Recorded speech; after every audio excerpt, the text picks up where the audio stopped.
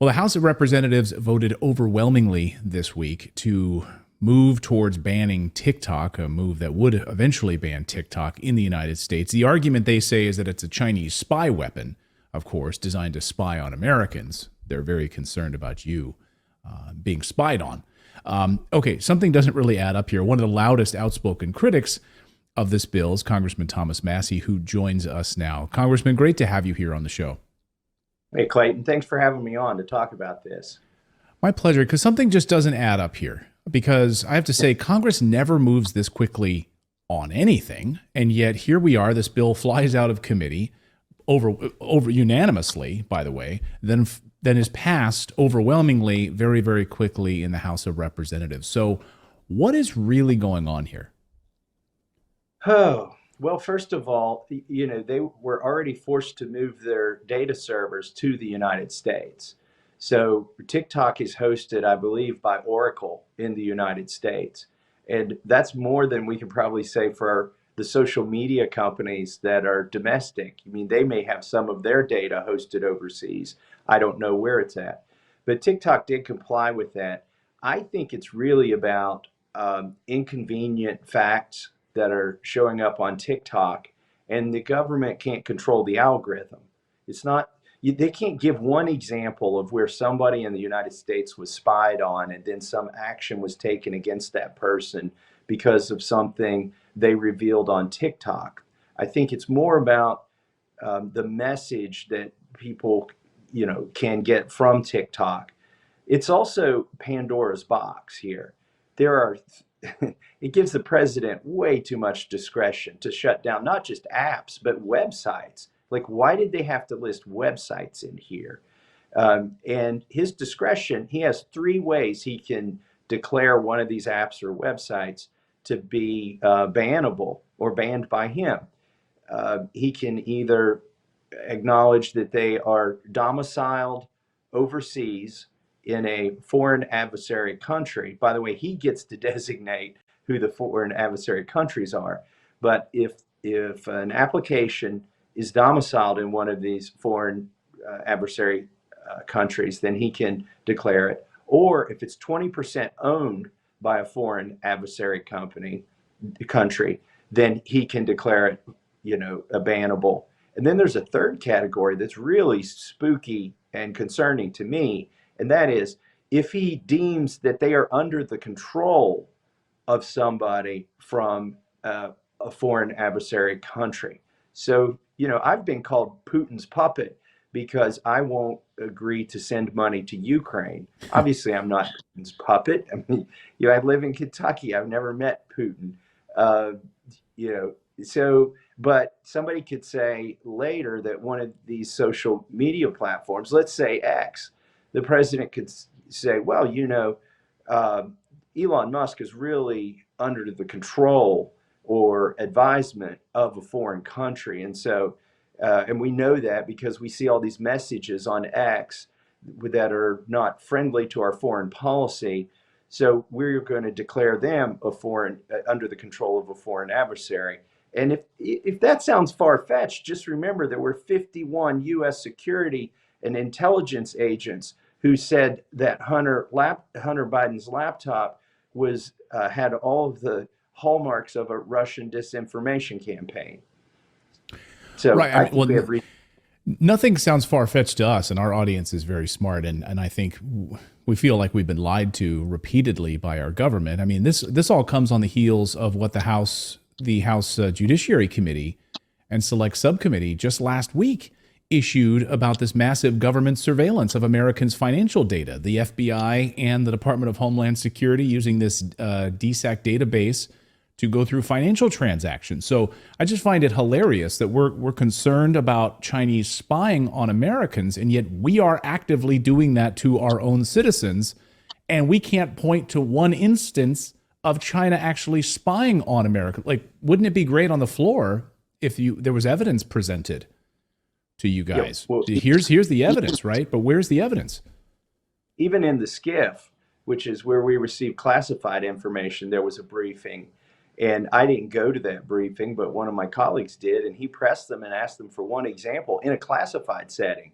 and they couldn't give him an example. We have top secret, uh, classification authority in Congress just by virtue of being congressmen. They can tell us anything, and they can't give us one example.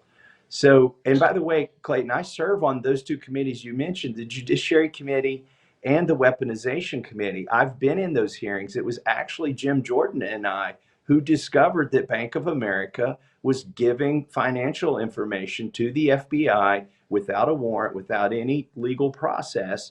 And, we sent the letter. It was Dan Bishop, myself, and Jim Jordan, who signed that letter, sent it to these banks, and they admitted that they were doing it. And we've had follow-up investigations on that.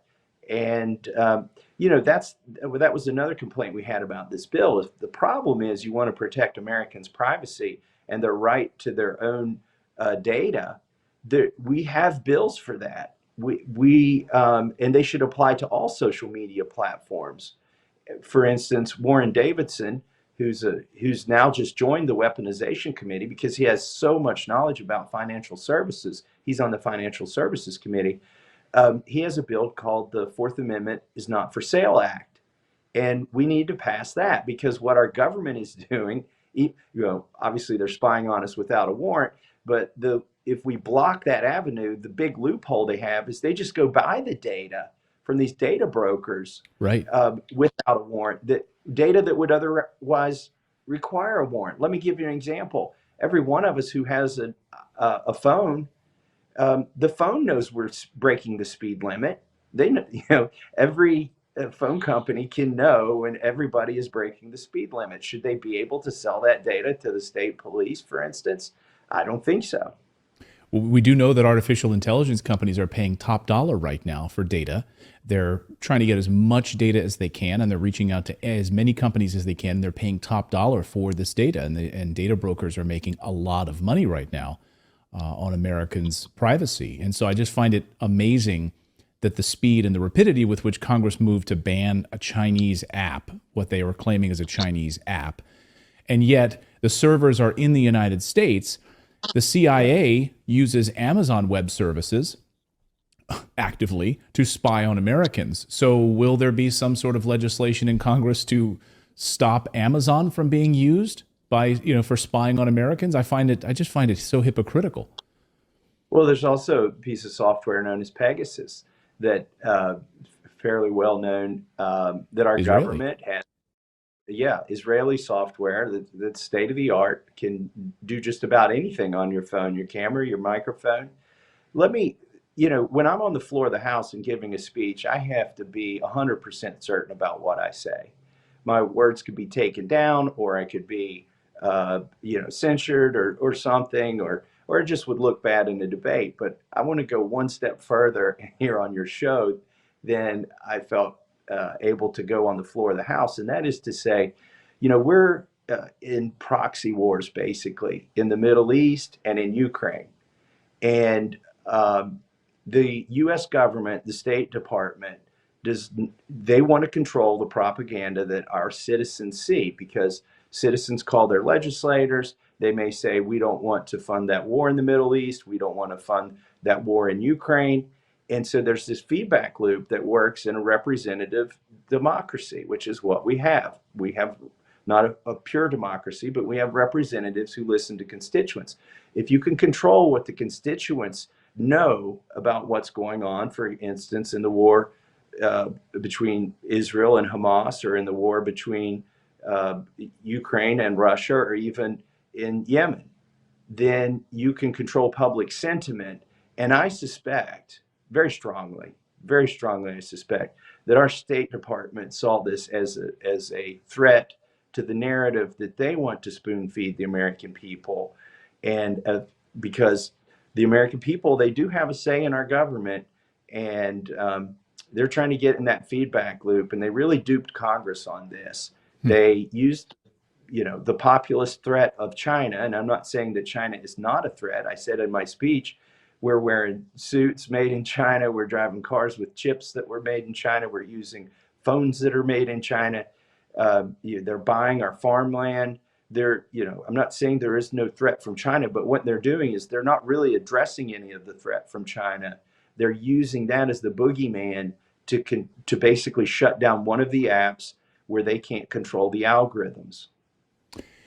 Well, I thought what your statement was amazing, and I think you hit on something very, very important here. A couple of things I just want to quickly unpack. We're so concerned about China, and yet CBS, 60 Minutes, just a few weeks ago, did a massive report on the massive amount of illegal Chinese immigrants that are pouring across the U.S. southern border into the United States. We've been covering this story extensively here on our show. Military-aged men, almost no luggage at all. There's no women with them. There's no children with them. They're coming from China. So Congress moved very quickly to worry about a social media app, but is not doing anything about the southern border on this very issue of China pouring across our southern border.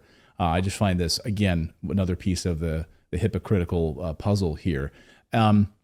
But something you said at the very beginning about the speech, they're concerned about the content on the app. And I think that, to me, is what I'm glad you brought that up, because I was going to ask you about that. That, to me, seems the most important piece of this puzzle here, that they don't like what's being posted on TikTok about any of these proxy wars that the American government is trying to back and fund. And we covered this a little bit last night on the show, the number of hashtag Free Palestine posts on TikTok is monumentally larger than the Stand With Israel posts. And of course, you've had the Anti-Defamation League coming out, blasting TikTok, wanting to get it removed, claiming it's one of the greatest threats right now. So that, to me, stood out. Do you think that it really, we could point to the Israel connection here as a major piece of this? Well, Clayton, as you know, I'm joining you from the GOP retreat here in West Virginia at the Greenbrier. And our lunchtime speaker is the ambassador from Israel. So, every Republican member of the Congress is going to hear an hour-long speech from the ambassador from Israel here at this retreat. And that's our guest speaker. So, that's another way to control the narrative.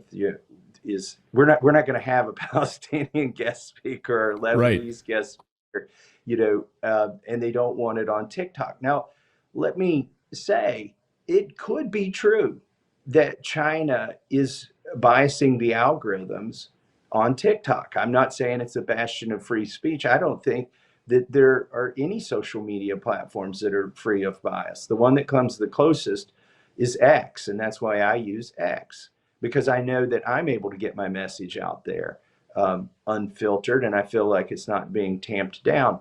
But it could be true that China lets or even amplifies things that are critical of our government on TikTok. But here's the thing: we have a right to foreign propaganda. I know that sounds bizarre, but the alternative is much worse. If you the U.S. government let you only hear things that are convenient for the U.S. government. And when I say the U.S. government, I don't mean the elected U.S. government. I mean the State Department. And my friend Dan Bishop, who's an attorney, I yielded him 4 minutes in the debate yesterday because he was able to point this out. There's Supreme Court decisions that say we have the right to access information from overseas. Right. We already have that. We already have that ability, right? And of course, we know the abuse that's been leading to with FISA warrants within the FBI, of course, and accessing who falls under this category. And so to kind of get you out of here, Congressman, I know you've got a busy day. The piece of this, the foreign adversary part of this, seems to me the most troublesome, right? It's the fluidity with which the president could add anyone they want to this list. What becomes a foreign adversary? So for those critics who are saying this is not a big deal, this is specifically North Korea and China, nothing to see here, or Iran, nothing to worry about here. But what if you add in Saudi Arabia? What if you start adding in all sorts of different countries and you have no say in it, right? Right. Or Malou, who's I think he's in Argentina, right? Right. Maybe you add them as a foreign adversary. There are, and here's the thing, it doesn't, like I said at the beginning of this interview, the way the president can categorize an application or a website as being under control of foreign adversaries. Either they're 20% owned by a foreign adversary country, they are domiciled in a foreign adversary country, or he thinks at his discretion. There's no court, there will be no court ruling. It will be one person, the President of the United States, who thinks that that app is under control of a foreign adversary country, which is a list, by the way, that he gets to make up. There, there's no Article 3 judge or jury that's going to say, yeah, we agree with the president on that. He's just gets to make that decision unilaterally.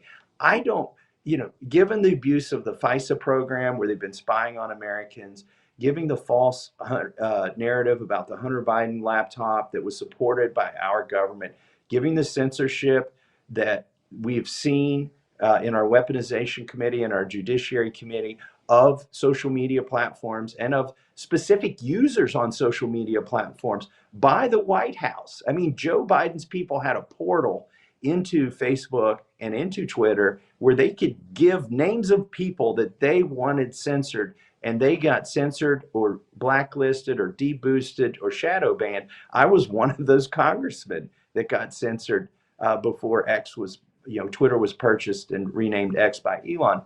Given what we've seen, the abuse of all of the authority that the president has or claims he has, why in the world would we give him more authority? Like, why would Republicans give Joe Biden that authority? He's here for at least another year. And why would Democrats give it to Donald Trump? The reality is you're not. The State Department believes that they can control that authority regardless of who the president is, and then they will be able to use this to ban inconvenient information that the American people receive that's counter to the narrative that they're trying to push in all of their overseas operations. And maybe you'll get some clearer answers today during your lunchtime speaker. Yes. Maybe that. But listen, here to that point, it's all propaganda.